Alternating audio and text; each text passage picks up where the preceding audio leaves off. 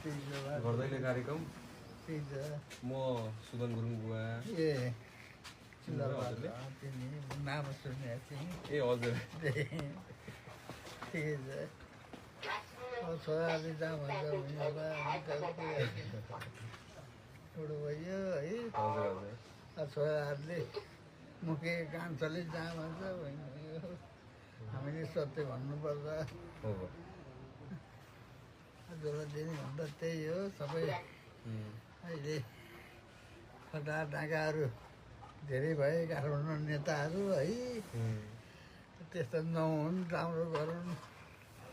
त्यस्तै हेर्ने भने हो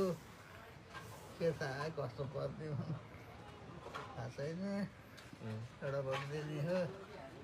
दिनु पर्ला नि भए मजाले भयो ठिटाहरूले जहाँ भन्छ त्यहीँ हाल्नु पऱ्यो ठिटाहरूले के भन्दैछ त अहिलेसम्म भने नै त्यसरी केही चुनावको यहाँ कुरै चलेको छैन पहिलो पालि हो त